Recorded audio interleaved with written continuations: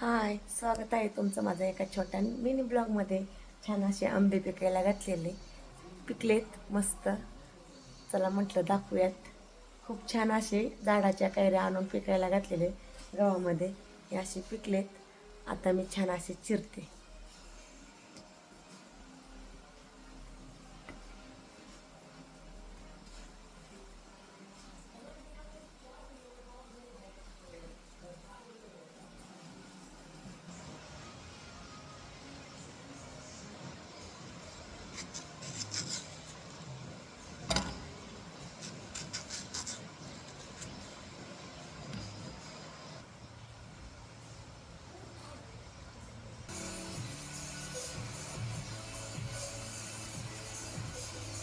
गार कसा लागतोय आंबा?